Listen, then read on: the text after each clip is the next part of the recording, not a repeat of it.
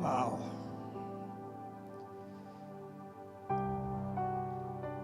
Eu estava numa dúvida se eu iria ministrar algo que o Senhor está colocando no meu coração, e o apóstolo começou a contar essa história, e eu quero pregar sobre isso. Eu quero cumprimentar todos com a paz do Senhor, e a galera da Lara e da casa. Oi, né?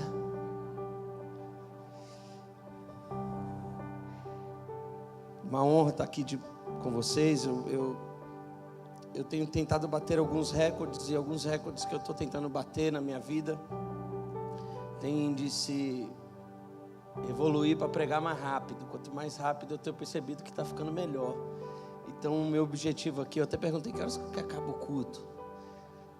Aí me falaram que acaba meio-dia. Eu falei: não, então eu preciso entregar quase meia hora antes para fazer uma ceia aqui, para a gente tentar viver algo sobrenatural. O tema da minha mensagem de hoje, para você que anota, é governando minhas crises. Eu tenho percebido que vocês participaram de um processo muito difícil na minha vida, e nesse processo de mais uma queda, de mais um momento difícil, de mais uma destruição, eu descobri duas coisas. A primeira delas é que Jesus não muda, e a segunda é que eu tenho que largar a mão de ser moleque. E para crescer é uma parada um pouco estranha. A minha luta se tornou algo tão grande que eu tenho percebido que eu gastei tanto tempo lutando contra o pecado que quando eu tinha momentos com o Senhor eu não tinha força. E amadurecendo eu descobri: cara, eu vou gastar toda a minha vida lutando para estar com Deus, para que eu não tenha força mais para pecar. Nós lutamos tanto contra o diabo que não sobra força para adorar num culto, por exemplo, como esse da manhã. Então a nossa voz é mirrada, o nosso desejo é mirrado. Esses tempos aconteceu algo incrível. Uma das nossas líderes da dança lá, nós temos mais ou menos umas 300 pessoas no ministério de dança lá na igreja. E um casal estava passando uma crise. E aí ela quis intervir e ajudar esse casal. E disse assim: olha, eu queria compartilhar com vocês alguma coisa para que vocês não se separassem, para que vocês não passassem crise. Aí o marido, porque isso sempre vem do marido, o marido olhou para ela e disse assim: você não tem moral para dizer nada para mim, porque você divorciou. E ela chorou e marcou um dia comigo e disse: pastor, deu ruim. Eu falei: o que deu ruim? Ela disse: eu fui compartilhar, eu queria ajudá-los, e eles disseram que eu não poderia ajudá-los porque eu já tinha divorciado, e eles não estão errados. Eu disse para ela: marque de novo com eles, porque eu aprendi alguma coisa séria com o Senhor. E eu disse para ela: Thomas Edison, quando estava inventando a luz, quando chegou mais ou menos na 10.000 tentativas, alguém disse para ele: mano, por que você não desiste de tentar criar a luz? Ele disse: porque eu já sei 10.000 maneiras de como não fazer. E eu disse para ela: volta lá para o casal e disse assim: olha, eu não sei como fazer vocês dar certo, mas eu posso dizer tudo como dar errado.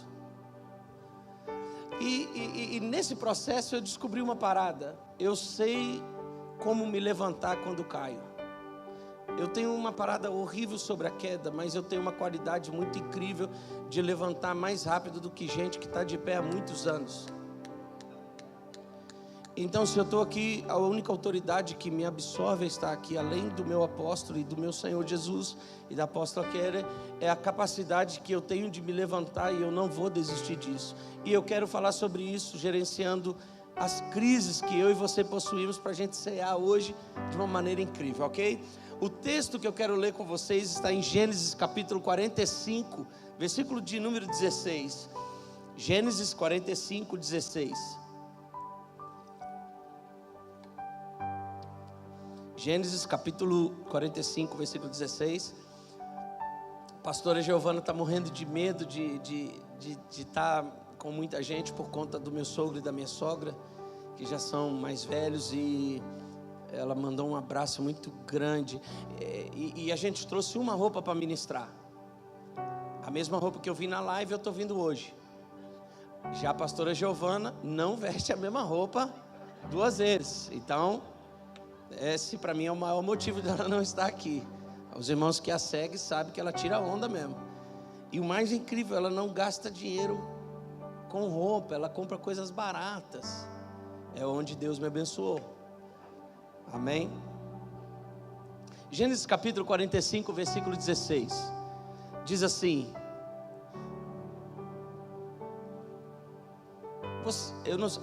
tá bom.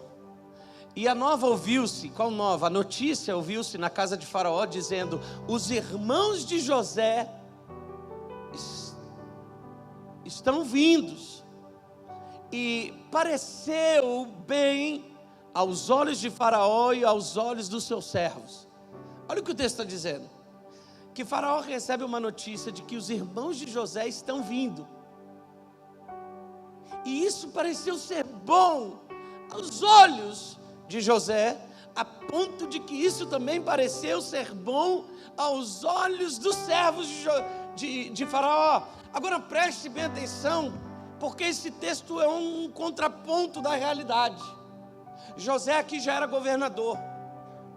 José aqui já era o cara. José aqui era o cara que governava. Ele não estava mais na prisão. Ele não era o José do poço. Ele não era o José de Potifar e nem da mulher de Potifar. Ele não era o José da prisão. Aqui nós estamos falando do José governador. Mas quando esse José que está governando e está como governador, nós temos que entender como que uma parada dessa pode ser uma boa notícia para Faraó. Como que Faraó, apóstolo, pode se sentir bem em entender que os irmãos estão vindo? Como que Faraó pode estar feliz em saber que os caras que prejudicaram José estão vindo? Porque se Faraó tivesse a noção do que seriam os irmãos de José, certamente nós leríamos nesse texto: quando a notícia chega para Faraó, Faraó manda os guerreiros para matar os irmãos de José no meio do caminho. Por que será que eles não estão tristes com a notícia de que os irmãos de José estão vindo? Porque José era um cara que sabia gerenciar suas crises. E uma das coisas que mais eu tenho percebido na igreja, e que eu vivi muito tempo da minha vida, é que eu não sei gerenciar crises. Eu transformo as pessoas que me colocaram na crise o culpado de eu estar passando pelo que eu estou passando. Mas eu me esqueço que se não fosse quem me colocou na crise, eu não estaria aonde eu estou.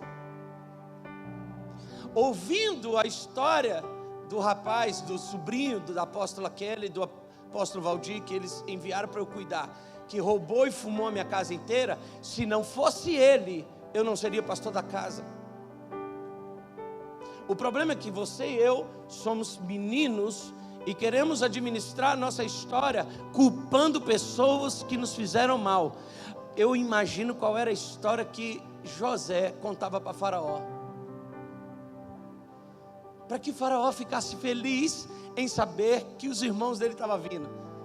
Eu imagino o Faraó dizendo: José, como eram seus irmãos? E na mente de José: cara, meus irmãos eram Satanás.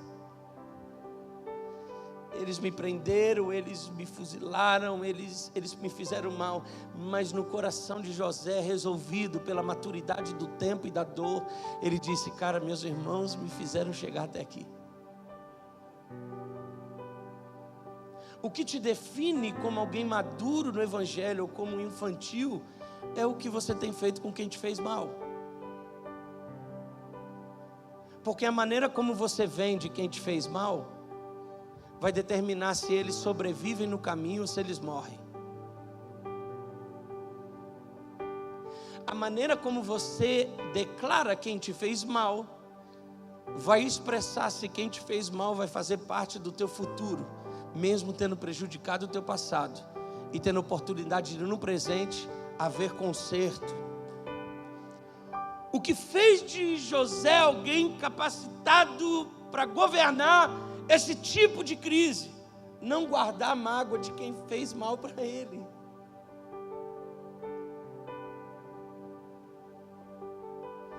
Porque você para, e eu também, nós paramos tanto em quem nos fez mal, que nós não conseguimos avançar para o bem que o Senhor quer causar em nossas vidas. Então nós paramos em quem fez mal, em quem nos prejudicou, em quem nos traiu, em quem nos passou a perna, em quem nos roubou o dinheiro emprestado que nós demos para o irmão da igreja, e ele não nos devolve, pelo contrário, ele está fazendo isso com outras pessoas. Então nós vamos prejudicando a nossa imaturidade de resolver as coisas do passado e entender que elas são necessárias para que eu chegue aonde eu estou hoje. E se eu tiver uma consciência madura do Evangelho, eu vou entender que amanhã eu vou poder viver com essas pessoas no mesmo lugar, porque esse é o poder do Evangelho, o poder de transformar quem ontem era ruim em alguém bom. Faraó só pode se alegrar com a notícia dos irmãos de José, porque certamente José não contou para Faraó o que os irmãos fizeram. Pare de querer queimar o teu passado para o teu presente. Se esse relacionamento novo é algo novo que você vai viver, não transforme em culpa no novo o que você viveu do velho. Porque o velho te prende tanto que nem o novo pode ser incrível.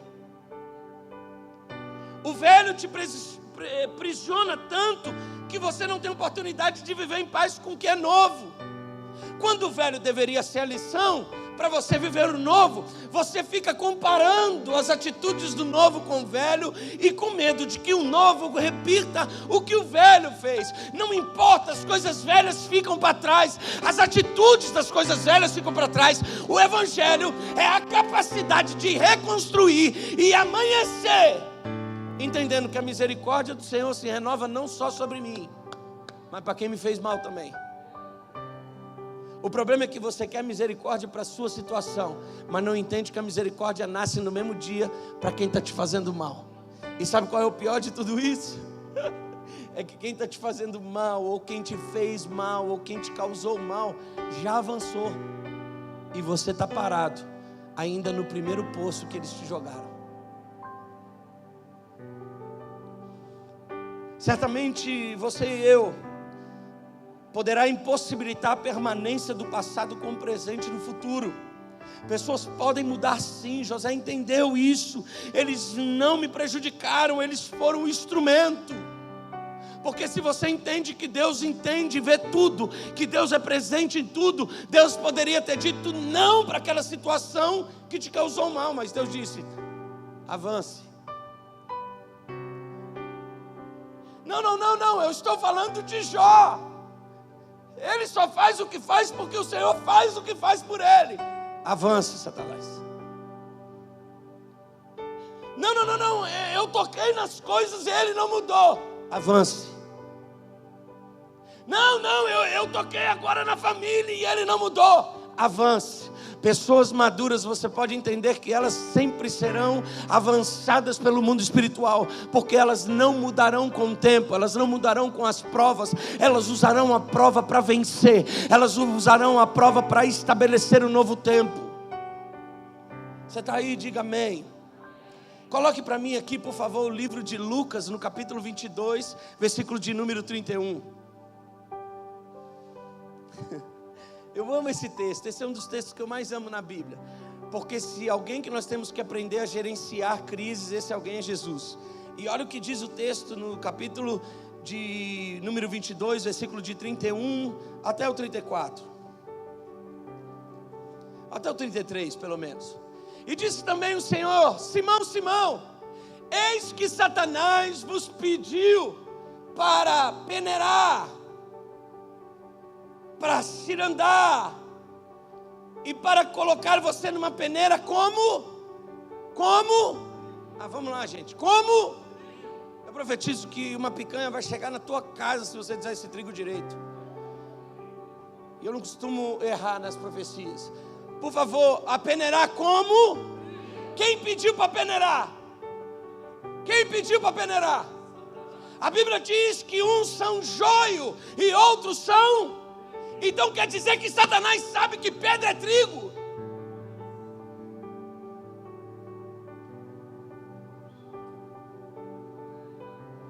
Não é o Senhor que está dizendo que Satanás é o trigo. Diga para quem está do seu lado: o inferno inteiro sabe o tipo de trigo que você é. E você está aceitando ser joio. Até o inferno declara que você é trigo e você está aceitando que você é joio. Ok, aí olha o que diz o versículo de número 32. Mas eu roguei por ti, para que a tua fé... Porque no Covid você não vai precisar de dinheiro, você não vai precisar do emprego, não. O que eu preciso que fique firme em você é a fé. Para que a tua fé não desfalecesse. Olha o que diz o texto. E quando você se converter, Pedro... Calma aí, mano. Eles estão andando com Jesus 3 anos e Jesus está falando de convertido. E dizendo que ele não é convertido. Quem quer andar com gente convertida o tempo todo é você. Quem larga pessoas porque erram é você, não Jesus. Jesus está dizendo uma coisa: eu quero que você não perca a fé. Eu não roguei para você não ser tentado nem provado. Eu roguei para que a tua fé não fosse desestabilizada pela tua falta de conversão. Mas Pedro, eu estou em paz com isso, porque eu estou resolvido na maturidade cristã. Quando você converter, converte seus irmãos. Pergunte para quem está do teu lado assim. Pergunte para ele. Eu sei que aqui não tem esse problema. Eu estou pregando como se fosse para casa, porque lá na minha igreja tem muito esse problema. Mas pergunte para quem está do teu lado assim. Me diga uma coisa. Fale para a pessoa que está do teu lado isso. Me diga uma coisa. Por que você, que já tem décadas de conversão e não mudou muita coisa, quer que a pessoa entre aqui e da noite para o dia mude a roupa, mude a linguagem?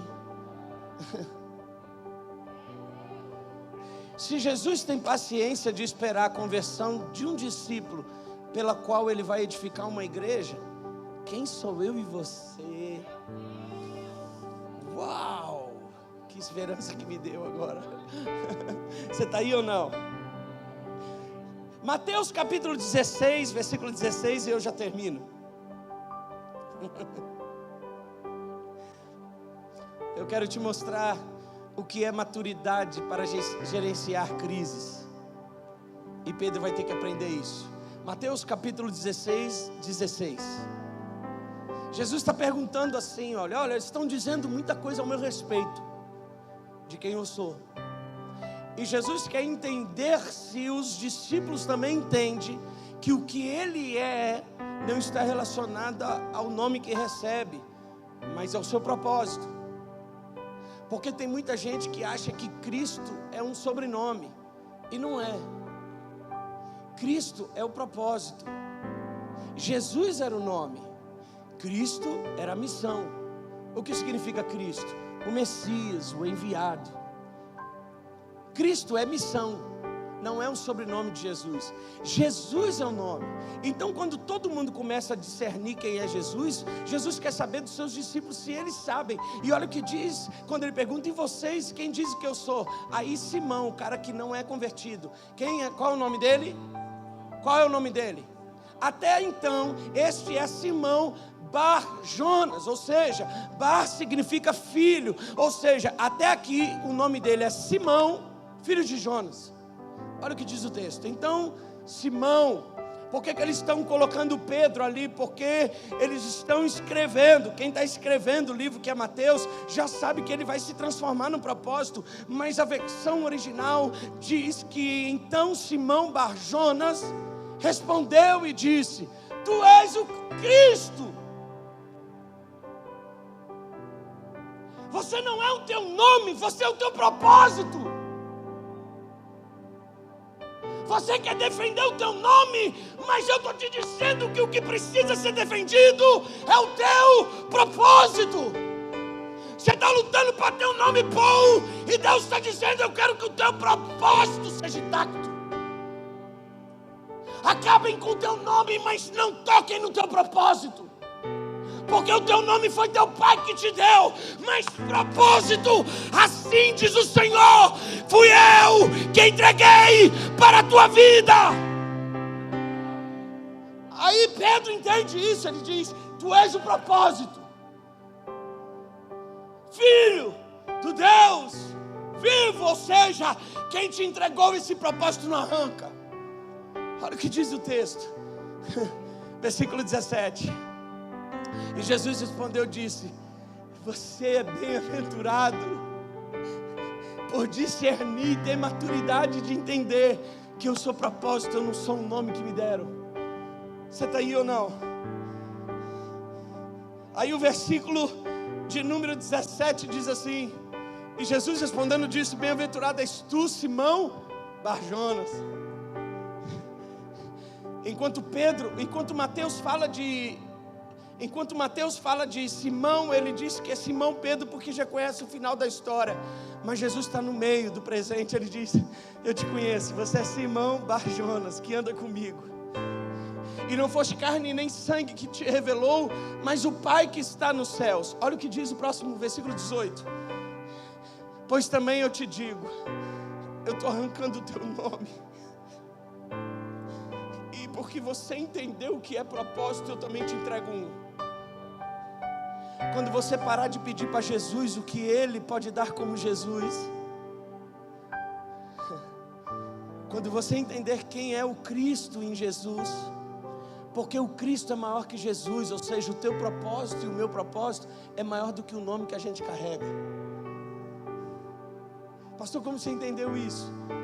Porque a minha casa não caiu, porque ela não foi construída no meu nome. Não era o nome Davi Passamani que ficava conhecido, era o propósito do Davi. Ou seja, não é o Davi, não é o propósito que pertence à vida do Davi, é o Davi que depende do propósito que foi estabelecido. Você tem parado porque você acredita mais no teu nome. O teu nome é o teu propósito, não. O teu nome muda, mas o teu propósito não. O teu nome faz curva, o teu propósito não. Olha o que Jesus diz agora. Eu digo que você é Pedro. O que é Pedro? Pedra, rocha. Eu estou te dando um propósito e estou dizendo que você será a pedra. E sobre esta pedra eu edificarei a minha igreja. Olha o que o Senhor está dizendo. Eu não tenho problema com o tipo de pedra que eu escolho. Eu edifico aonde eu ponho o propósito. Mas ele está fazendo errado, mas ele errou, mas ela fez, não me interessa. Você não entende o que é propósito, por isso você identifica com o teu nome. E as portas do inferno não prevalecerão contra a porta, contra a igreja. Uau! Versículo 19. Eu vou te dar mais coisas, propósito, e eu te darei a chave. Você está tentando abrir porta com o teu nome, não vai. Você está querendo alugar a casa com nome, abrir empresa com nome, não vai.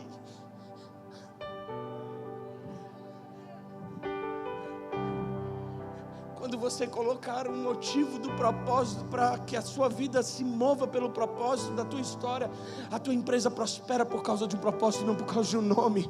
A tua família prospera por causa de um propósito, não por nome. Os seus filhos prosperam e andam em evidência no Senhor por causa do propósito, não por causa do nome.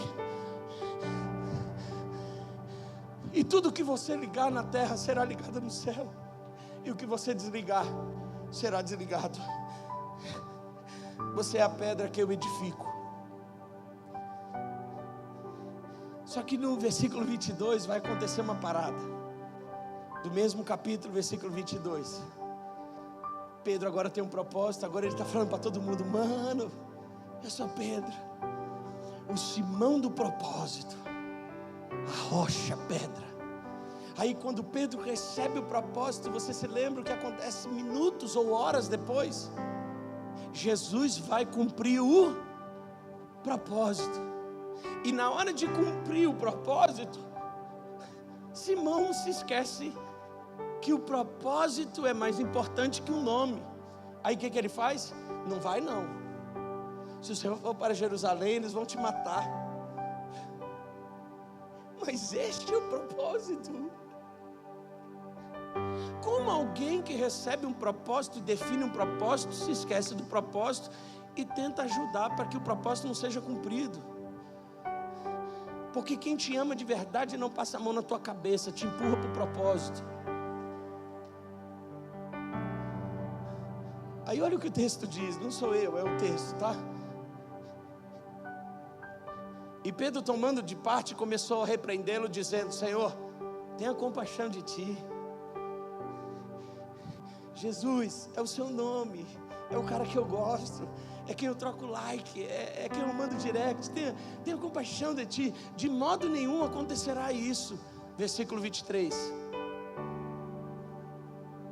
E ele, porém, voltando, disse a Pedro: para trás de mim, que me serve de escândalo. A versão original diz assim: para trás de mim, pedra de tropeço. Irmão, nós estamos falando de alguns minutos de história, de algumas horas. Aconteceu no mesmo dia. Você está aí ou não? Em poucos minutos atrás ele era pedra que edificaria a igreja.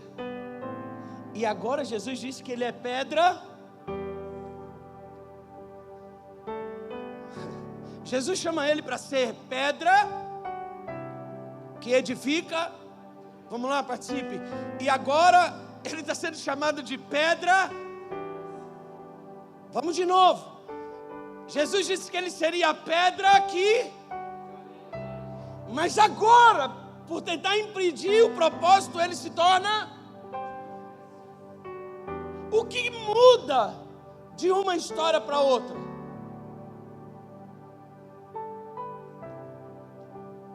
Uma está edificando e a outra tropeçando. Uma e a outra. Vamos lá, uma, para terminar, vamos lá, é a outra. Uma, a outra. Esse é o ponto que nós fixamos os nossos olhos, no que edifica e no que tropeça. Mas o que é comum, tanto em uma como outra? Ambas são. Olha o que Jesus está dizendo. O que você faz com o seu propósito não muda quem você é.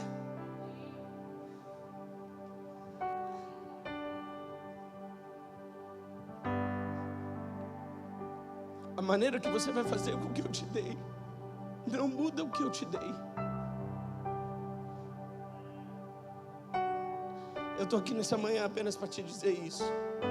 O que você tem feito com o que Deus te deu não muda o que Deus te deu. Muda o resultado do que Ele te deu, mas não muda o que Ele te deu. Porque tem gente que vai ser tocada por Deus por um propósito que até para dar errado vai fazer diferente de todo mundo. Minha mãe dizia isso: gente especial dá problemas especiais. Até o problema não é comum. Mas o que eu vim aqui como profeta de Deus te dizer é que o fato de você estar usando a pedra da maneira não vai mudar o fato de que você ainda é pedra.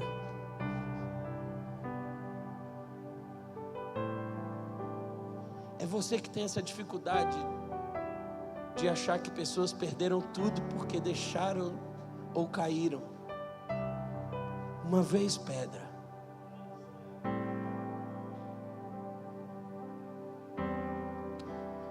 Por isso, num dia de ceia, você fica tão confuso de experimentar do corpo e do sangue, porque você olha mais pelo que causa o que você é em propósito do que você olhar o que você é o propósito. Você está olhando o tropeço e a edificação, mas você está esquecendo de uma coisa. Jesus disse: você, a partir de hoje, é a pedra. O que você vai fazer com ela é responsabilidade sua, mas eu não mudo, mesmo sabendo que às vezes você vai tropeçar. Eu te entrego o poder de ser pedra. E todas as vezes que você quiser se reconectar ao propósito pelo qual eu te chamei,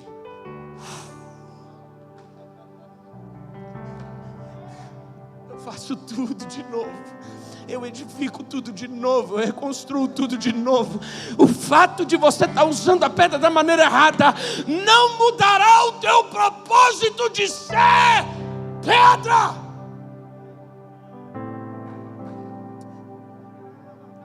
Eu imagino que agora mesmo no mundo espiritual Satanás ele tem que tomar alguns Rivotril, porque ele fica doido, porque ele vai diante de Deus e está dizendo: ei, eu estou vendo o que está acontecendo na Lara, em Patinga. Tem pessoas voltando a acreditar, mas você viu o que eles fizeram? Eu vi o que eles fizeram sim, Satanás. Mas o Senhor está dizendo: eu não posso voltar atrás com o que eu entreguei. Aquele que entregou não o toma de volta. Aquele que estabeleceu sabia de tudo. A minha pergunta para você é: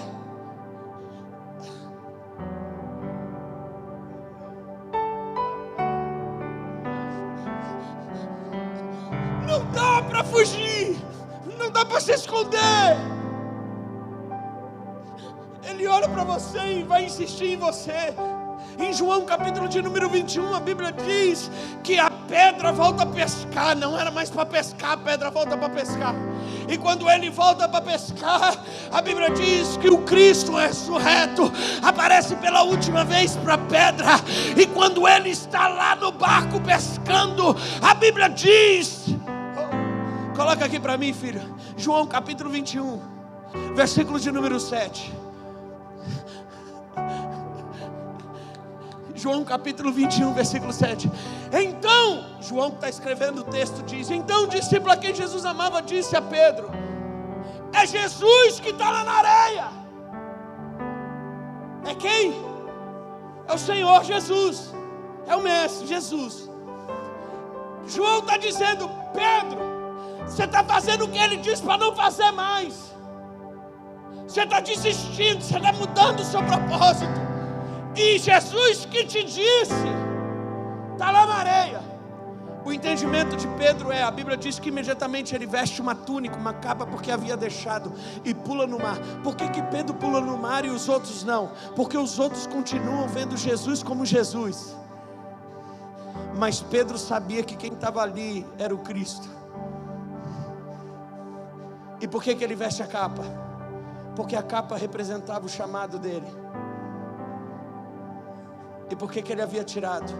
Porque pelo fato dele ter negado, ele achava que não poderia mais ser a pedra.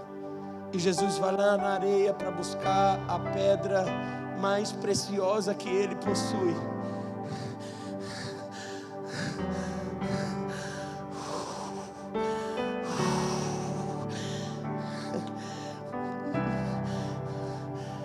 Os teólogos dizem que aí acontece a conversão de Pedro. Jesus chama a pedra de canto e fala assim: tu me amas? Porque se você me ama, volta para o teu propósito e cuida deles. Eu não pedi para você ser perfeito, eu pedi para você cuidar deles. Você me ama? Amo. O Senhor sabe que eu amo. Então alimenta eles, porque eu te entreguei um propósito, e sobre você eles estarão, para que o propósito se cumpra. Vai lá e alimenta eles para mim. Esse é o momento da conversão. A paciência que eu tive com você está na hora de você ter para aquela geração. Você me ama? Tu sabes que eu te amo. Então volta ao seu propósito pelo qual eu te estabeleci. Se coloque de pé em nome de Jesus. Por que você não ceia? Porque você acha que o teu erro anulou quem você é. Você talvez não iria cear porque ontem à noite você cometeu o mesmo erro de sempre.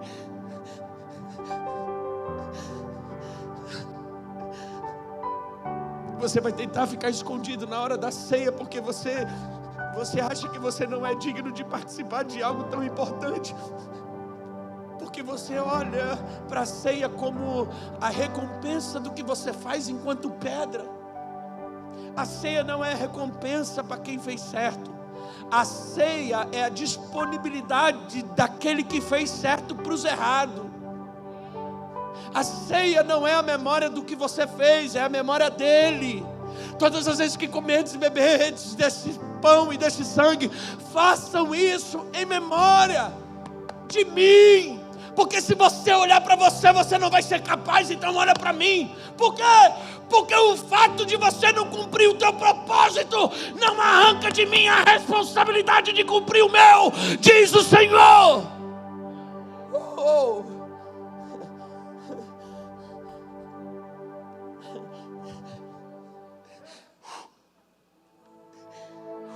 Feche teus olhos.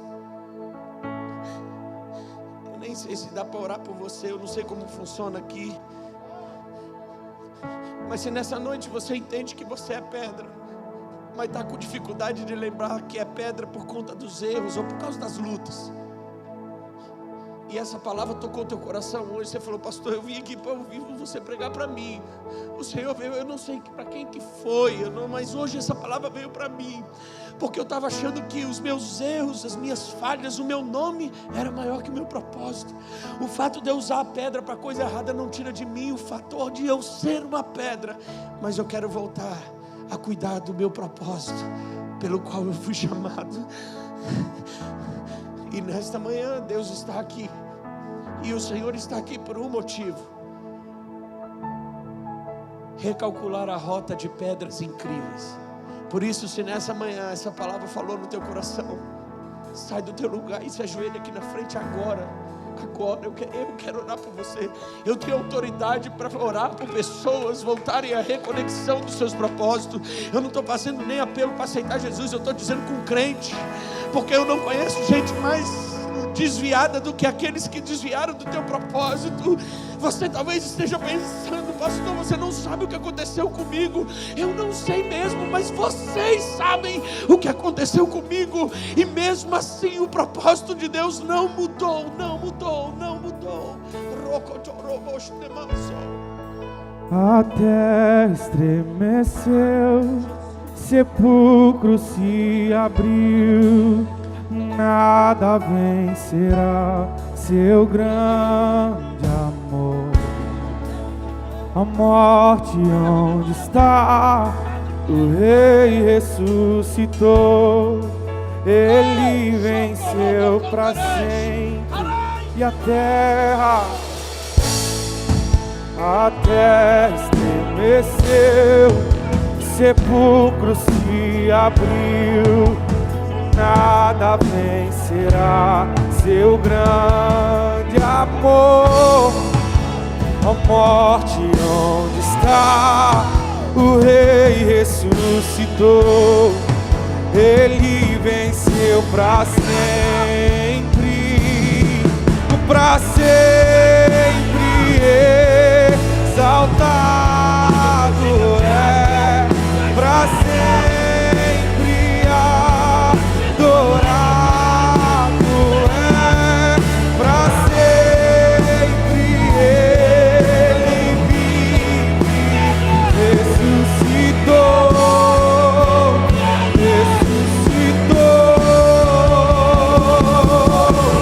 para sempre exaltado é, para sempre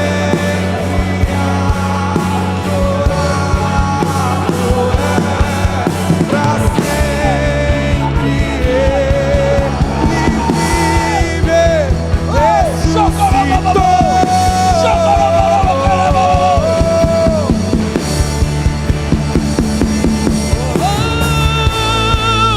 Até que estremeceu, sepulcro se abriu, e nada vencerá.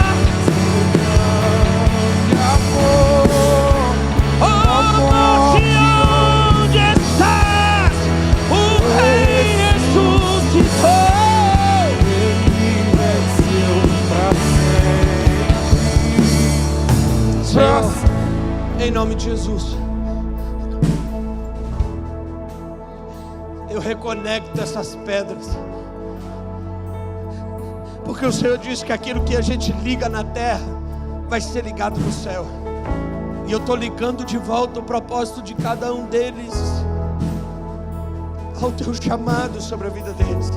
E desconecto, ou seja, desligo deles toda a mente presa no que a pedra fez de errado. Eu faço, Senhor,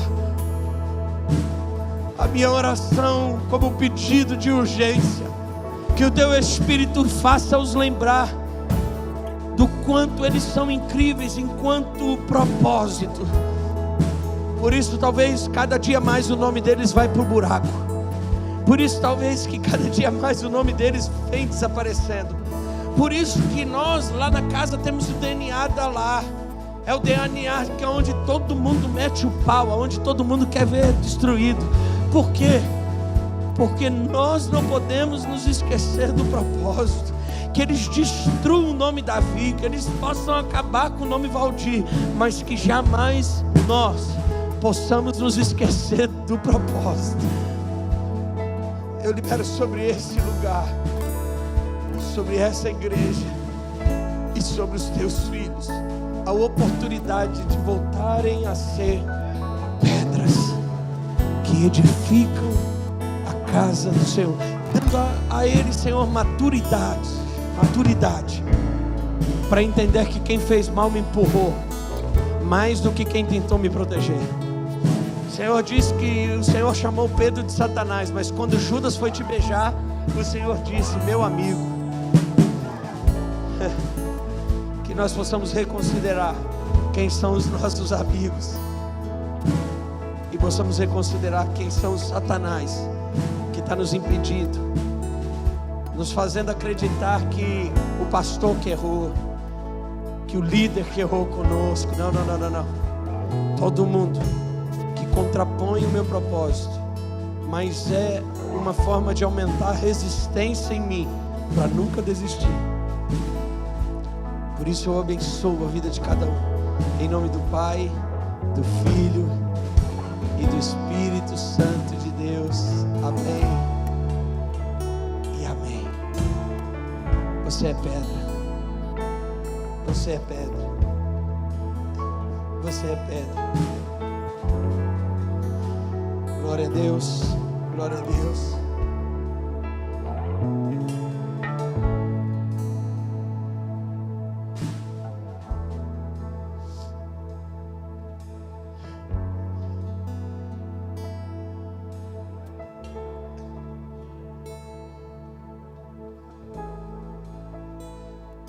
Nós não podemos nos esquecer de quem somos. Uma das coisas mais incríveis na ceia para mim é a gente saber entender sobre o poder da crucificação, da cruz e da ressurreição. Cruz e ressurreição. O que servia? Para que servia a cruz? A cruz servia para consumar e apagar os atos. E a ressurreição servia para renascer aquilo que estava morto. Então cruz apaga e ressurreição, cruz, ressurreição. Vamos lá? Ressurreição renasce, cruz apaga. Vamos lá? Cruz, ressurreição. Mas você já parou para pensar que nós como cristãos estamos apagando o que deveria renascer, ou seja, usando a cruz para o futuro e ressuscitando as coisas do passado? Por que você não ceia? Porque você mata o futuro e você fica ressuscitando na mente o que você fez de errado. Mas a cruz não, a ressurreição não é para ressuscitar passados. A ressurreição é para fazer nascer o que eu deixei morrer. E a cruz anula o que estava contra mim. A Bíblia diz que Jesus riscou a cédula que era contra nós, cravando-a na cruz. Apagou toda a dívida paga. Pastor, mas amanhã eu sei que eu pago. Mas ontem à noite paga. Pastor, mas por que eu faço com a meninice que eu sou? Aguenta firme, vai chegar o momento que a ficha vai cair para você igual caiu para mim.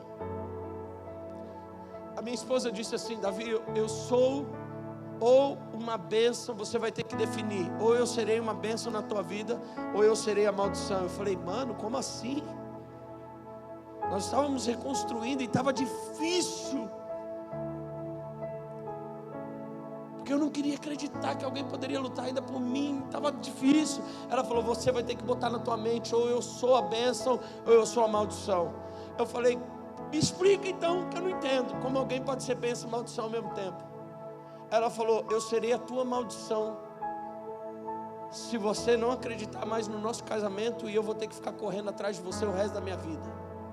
Eu serei uma maldição para você, porque eu não vou te deixar. E eu serei uma bênção se você entender que eu nasci com um propósito de estar do teu lado. Não dá para fugir, você entende? O salmista Davi, no Salmo 139, vai dizer assim: Senhor, tu me sondas, me conhece, esquadrinhas o meu andar e o meu deitar, conhece todos os meus pensamentos. A palavra nem chegou na minha boca e o Senhor já sabe o que eu vou dizer. Me cerca por trás e por diante, e sobre mim põe a tua mão. Para onde eu fugirei do teu espírito? Se eu colocar a minha cama no mais profundo do abismo, ali o Senhor vai estar, no mais alto. Para onde eu fugirei? Não tem para onde ir. O salmista está dizendo: eu até tentei, mas não tem como.